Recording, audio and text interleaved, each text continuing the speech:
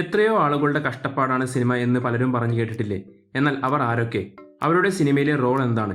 ഇവരുടെ കൂട്ടായ പ്രയത്നം കൊണ്ട് എങ്ങനെ ഒരു സിനിമ ഉണ്ടാവുന്നു എന്ന് നോക്കാം. കഥയില്ലാതെ ഒന്നുമില്ലല്ലോ. എന്നാൽ സിനിമയ്ക്ക് കഥ മാത്രം പോരാ, തിരക്കഥയും വേണം. ഇത് എഴുതുന്ന ആളാണ് തിരക്കഥാകൃത്ത് അഥവാ സ്ക്രിപ്റ്റ് റൈറ്റർ. ഇത് ചിലപ്പോൾ സംവിധായകൻ തന്നെയാവാം, എന്നാൽ ഇപ്പോൾ അത് വേറെ ആളാണെന്ന് കരുതി മുന്നോട്ട് പോകാം. ഈ തിരക്കഥയും കൊണ്ട് ഇയാൾ പ്രൊഡ്യൂസറെ കാണുന്നു. പ്രൊഡ്യൂസർക്ക് ഇഷ്ടപ്പെട്ടാൽ ഇവർ രണ്ടുപേരും ചേർന്ന് ഈ കഥ ഏറ്റവും നന്നായി ചെയ്യാൻ കഴിയുന്ന ഒരു ഡയറക്ടറെ കണ്ടുപിടിക്കുന്നു. ഒരു പ്രൊഡക്ഷൻ കമ്പനി ആണെങ്കിൽ എക്സിക്യൂട്ടീവ് പ്രൊഡ്യൂസർ, കോ പ്രൊഡ്യൂസർ ഇവരൊക്കെ ഉണ്ടാവും. ഡയറക്ടർ വന്നാൽ പിന്നെ അദ്ദേഹം നേരെ ക്യാപ്റ്റൻ ആവുന്നു. എങ്കിലും കൺട്രോൾ ഇപ്പോഴും പ്രൊഡ്യൂസറുടെ കയ്യിൽ തന്നെയുണ്ട്. ഡയറക്ടർ ഈ കഥ വായിച്ച ശേഷം അദ്ദേഹത്തിന്റെ കാഴ്ചപ്പാടിൽ ഒരു ഔട്ട്ലൈൻ ഉണ്ടാക്കുന്നു. ഇതിൽ അദ്ദേഹത്തെ സഹായിക്കാൻ അസോസിയേറ്റ് ഡയറക്ടർമാരും അസിസ്റ്റൻസും ഉണ്ട്. ഇവരുടെ മനസ്സിലെ കഥ ചിത്രകഥ പോലെ വരയ്ക്കുന്ന ആളാണ് സ്റ്റോറി ബോർഡ് ആർട്ടിസ്റ്റ്. ഈ സ്റ്റോറി ബോർഡ് കണ്ടാൽ ഒരു സിനിമ കാണുന്ന ഫീൽ കിട്ടും.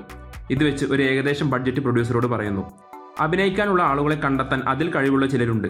അതാണ് കാസ്റ്റിംഗ് ഡയറക്ടർ. ഇന്ത്യൻ സിനിമകളിൽ മിക്കതിലും കാസ്റ്റിംഗ് ഡയറക്ടർ ഉണ്ടാവാറില്ല.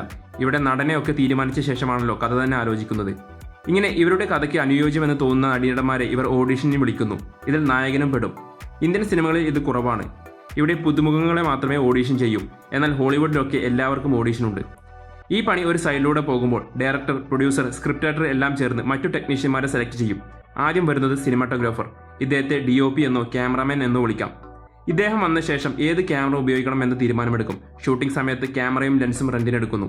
ഇദ്ദേഹത്തിന്റെ കൂടെ അസോസിയേറ്റ് ക്യാമറമാൻ, അസിസ്റ്റന്റ് ക്യാമറമാൻ ഒക്കെ ഉണ്ടാവും. അസോസിയേറ്റുകൾക്ക് വല്ലപ്പോഴും ക്യാമറയൊക്കെ തൊടാം. അസിസ്റ്റന്റുകൾക്ക് തെർമോകോൾ പിടിക്കാനും സൂര്യനെ നോക്കാനും ആവും മിക്കപ്പോഴും വിധി.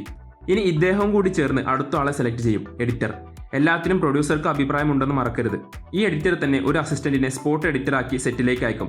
ഷൂട്ട് ചെയ്തുകൊണ്ടിരിക്കുമ്പോൾ തന്നെ റഫായി എഡിറ്റ് ചെയ്ത് കാണിക്കാൻ.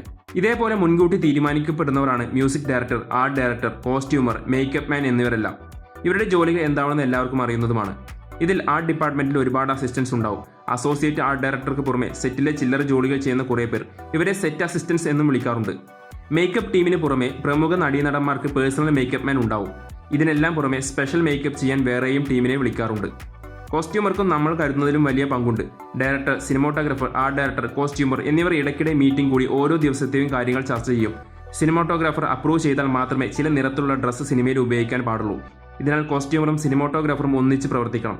കൂടാതെ ആർട്ട് വർക്ക് ചെയ്യുന്നവരും സിനിമാറ്റോഗ്രാഫറുടെ ഇഷ്ടത്തിന് വേണം കാര്യങ്ങൾ ചെയ്യാൻ. സ്ക്രിപ്റ്റ് റൈറ്റർ പ്രൊഡ്യൂസറിനെ കണ്ടത് മുതൽ ഷൂട്ട് തുടങ്ങുന്നത് വരെയുള്ള കാലഘട്ടമാണ് പ്രീ പ്രൊഡക്ഷൻ. അതിനാൽ ആ സമയത്ത് മുഴുവൻ ചിലവും വഹിക്കുന്നത് പ്രൊഡ്യൂസർ തന്നെയാണ്. ഈ സമയത്ത് തന്നെ ഇവർ ലൊക്കേഷൻ കണ്ടുപിടിക്കുന്നു. കോസ്റ്റ്യൂം, ആർട്ട് മെറ്റീരിയൽസ് തുടങ്ങി ഷൂട്ടിങ്ങിന് ആവശ്യമായ എല്ലാം റെഡിയാക്കുന്നു. ഇനി സെറ്റിലെ മറ്റു ചില പ്രധാന വ്യക്തികളെ നോക്കാം. Sound department. Cinema zinc sound ആണെങ്കിൽ കൂടുതൽ പേരുണ്ടാവും, അല്ലെങ്കിൽ 2 പേരോ മറ്റോ കാണും. ഇവർ നടീനടന്മാർ പറയുന്നത് വെറുതെ റെക്കോർഡ് ചെയ്യും, ഡബ്ബിംഗ് സമയത്ത് അതേപോലെ പറയാനുള്ള റെഫറൻസിന് വേണ്ടി. എന്നാൽ സിങ്ക് സൗണ്ട് ആണെങ്കിൽ ഇവർക്ക് പണി കൂടുതലാണ്, അതേപോലെ പവറും.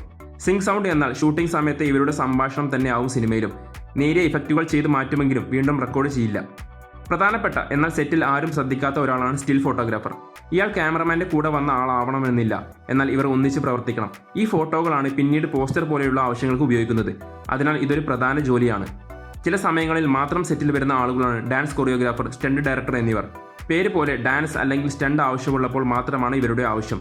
എന്നാൽ ഇവർ വന്നാൽ ആ സമയത്ത് ഇവർക്ക് ഡയറക്ടറിനേക്കാൾ വോയിസ് ഉണ്ടാകും. അവസാന വാക്ക് ഡയറക്ടറുടെ ആണെങ്കിലും ആ ഫീൽഡിൽ എക്സ്പേർട്ട് എന്ന നിലയ്ക്ക് ഡയറക്ടർ അധികം തലയിടാൻ പോവാറില്ല. എല്ലാം അവർ ഷൂട്ട് ചെയ്ത് കയ്യിൽ തരും. ഇതേപോലെ മറ്റൊരു ടീമാണ് സ്പെഷ്യൽ എഫക്ട്സ്. ഇവർ VFX ടീമിന്റെ ഒരു ഭാഗമാണെന്ന് പറയാം. എഡിറ്റിംഗിൽ ചെയ്യേണ്ട കമ്പ്യൂട്ടർ ഗ്രാഫിക്സിന് ഷൂട്ടിംഗ് സമയത്ത് ചെയ്യേണ്ട ചില കാര്യങ്ങൾ തയ്യാറാക്കാനാണ് ഇവർ വരുന്നത്.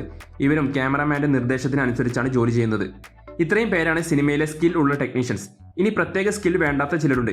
ഇവർക്ക് പ്രത്യേക സ്കിൽ വേണ്ടെങ്കിലും നല്ല എക്സ്പീരിയൻസ് വേണമെന്ന് പ്രത്യേകം പറയേണ്ടതില്ലല്ലോ. Production controller. പേര് പോലെ തന്നെ ഷൂട്ടിംഗ് സമയത്ത് എല്ലാവരുടെയും എല്ലാ ആവശ്യങ്ങളും സമയത്ത് നിറവേറ്റുന്നുണ്ടോ എന്ന് നോക്കുന്ന ആളാണിത്. ഏറ്റവും തലവേദന പിടിച്ച ജോലിയും ഇതാണ്. സെറ്റിൽ എന്ത് ആവശ്യം വന്നാലും നേരെ വിളിക്കുന്നത് പ്രൊഡക്ഷൻ കൺട്രോളറെയാണ്. സിനിമയുടെ വലുപ്പം അനുസരിച്ച് ഇയാളുടെ അസിസ്റ്റന്റുകളുടെ എണ്ണം കൂടും. Production manager. ഇയാളാണ് പ്രൊഡ്യൂസറുടെ ആൾ. പ്രൊഡ്യൂസർ എന്നും ഷൂട്ടിംഗ് സെറ്റിൽ വരണമെന്നില്ല. അതിനാൽ പണം ചിലവഴിക്കുന്നത് പ്രൊഡക്ഷൻ മാനേജറാണ്. ഇതിന്റെ കണക്കും എഴുതി വെക്കുന്നു. ഓരോ സ്ഥലത്ത് നമുക്ക് ആവശ്യമുള്ള ലൊക്കേഷൻ കണ്ടുപിടിച്ച് തരുന്ന ആളാണ് ലൊക്കേഷൻ മാനേജർ. ഡയറക്ടർ മനസ്സിൽ കാണുന്നത് പറഞ്ഞാൽ മതി, ഇയാൾ ഒപ്പിക്കും. ഒരു സിനിമയുടെ ലൊക്കേഷനുകളുടെ എണ്ണം അനുസരിച്ച് ലൊക്കേഷൻ മാനേജർമാരുടെ എണ്ണവും കൂടും. കൂടാതെ ഷൂട്ടിംഗ് പെർമിഷൻ വാങ്ങുന്നതും ഇവരാണ്. സിനിമയും മറ്റു മീഡിയകളും തമ്മിൽ ബന്ധിപ്പിക്കുന്ന ആളാണ് PRO.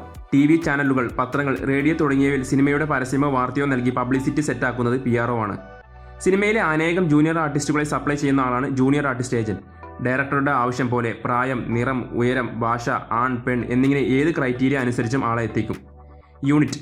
യൂണിറ്റ് സിനിമയിലെ ഒരു പ്രധാന ഭാഗമാണ്. സിനിമയിൽ ഉപയോഗിക്കുന്ന മിക്ക ഉപകരണങ്ങളും ഇവരുടേതാണ്. Track and trolley, generator, crane, lights എന്നിങ്ങനെ കുറേ സാധനങ്ങളുണ്ട്. ഇതിൻ്റെ എല്ലാം കൂടെ ആളും ഉണ്ടാവും. ചിലപ്പോൾ ക്യാമറയും ലെൻസും ഒക്കെ ഇവരുടേതാകും. യൂണിറ്റ് എന്ന് പറയുമ്പോൾ 25-ൽ കൂടുതൽ പേരുണ്ടാവും. യൂണിറ്റിൻ്റെ കൂടെയുള്ള ഓരോ ലൈറ്റും കൺട്രോൾ ചെയ്യാൻ കൂടെ വരുന്ന ആളാണ് ലൈറ്റ്മാൻ. ക്യാമറമാൻ പറയുന്ന സ്ഥലത്ത് ലൈറ്റ് വെക്കുക, ഇടത്തോട്ട് വലത്തോട്ട് മേലോട്ട് താഴോട്ട് ഒക്കെ തിരിക്കുക ഒക്കെയാണ് ഇവരുടെ പ്രധാന ജോലി. പ്രൊഡക്ഷൻ അസിസ്റ്റന്റ് സെറ്റിൽ ഭക്ഷണം നൽകുകയും മറ്റു ചെറിയ ജോലികൾ ചെയ്യുന്നവരെയാണ് പ്രൊഡക്ഷൻ അസിസ്റ്റന്റ് എന്ന് വിളിക്കുന്നത്. മിക്കപ്പോഴും ഷൂട്ടിംഗ് എവിടെയാണോ അവിടെ തന്നെ മെനു അനുസരിച്ച് ഫുഡ് ഇവർ തയ്യാറാക്കും. ഡയറക്ടർ, പ്രൊഡ്യൂസർ, ക്യാമറമാൻ, ആക്ടേഴ്സ് തുടങ്ങി വളരെ കുറച്ച് പേർക്ക് മാത്രം ഇഷ്ടമുള്ള ഫുഡ് കിട്ടും. ബാക്കിയുള്ളവർക്ക് മെനുവിലുള്ളത് കിട്ടും. ഡ്രൈവേഴ്സ്, ഷൂട്ടിംഗ് ആവശ്യത്തിന് ഒരുപാട് വാഹനങ്ങളുണ്ടാവും. ഇത് ഓടിക്കുന്നവരെയും നമ്മൾ കണക്കിലെടുക്കണം. ഇതിൽ നടീനടന്മാരുടെ പേഴ്സണൽ ഡ്രൈവേഴ്സ് പെടില്ല. ഇത്രയും പേരാണ് ഷൂട്ടിംഗ് സമയത്തുള്ളത്. ഇനി ഷൂട്ടിംഗ് കഴിഞ്ഞ് പോസ്റ്റ് പ്രൊഡക്ഷനിൽ വരുന്ന ചിലരുണ്ട്. പബ്ലിക് ഡിസൈനിങ്, ഇവരാണ് സിനിമയുടെ പോസ്റ്ററുകളും മറ്റും ഡിസൈൻ ചെയ്യുന്നത്. ഇപ്പോൾ സോഷ്യൽ മീഡിയ മാർക്കറ്റിംഗ് കൂടിയതിനാൽ ഇവർക്ക് പണി കൂടിയിട്ടുണ്ട്. ഇവർ തന്നെയാണ് മിക്കപ്പോഴും സിനിമയുടെ ടൈറ്റിൽ ഡിസൈൻ ചെയ്യുന്നതും. ഡബ്ബിംഗ് ആർട്ടിസ്റ്റ്, ചില നടീനടന്മാർ സ്വന്തം ശബ്ദം നൽകാറില്ല. ഇവർക്ക് പകരം ഡബ്ബിംഗ് ആർട്ടിസ്റ്റുകളുണ്ട്. സൗണ്ട് ഡിസൈൻ, ഇതൊരു പ്രധാനപ്പെട്ട മേഖലയാണ്. അതേപോലെ ആവശ്യത്തിന് അപ്രിഷ്യേറ്റ് ചെയ്യാത്തൊരു മേഖലയും. സിനിമയിലെ എല്ലാ സൗണ്ടും ഇവർ വീണ്ടും റീക്രിയേറ്റ് ചെയ്യണം. മിക്കതും മുൻപ് പല സിനിമകൾക്കും ചെയ്ത കോപ്പികൾ ഉണ്ടാവും. എന്നാൽ ചിലപ്പോൾ ഒരു സ്റ്റുഡിയോ റൂമിൽ വീണ്ടും ഉണ്ടാക്കിയെടുക്കേണ്ടി വരും. ആ ടെക്നിക്കിനെ വിളിക്കുന്ന പേരാണ് ഫോളി. കൂടുതൽ എക്സ്പ്ലനേഷൻ ആവശ്യമില്ലാത്ത ഒന്നാണ് ബാക്ക്ഗ്രൗണ്ട് മ്യൂസിക്. ചിലപ്പോൾ മ്യൂസിക് ഡയറക്ടർ തന്നെ ആവാം BGM ചെയ്യുന്നത്, അല്ലെങ്കിൽ വേറെ ആളുമാകാം.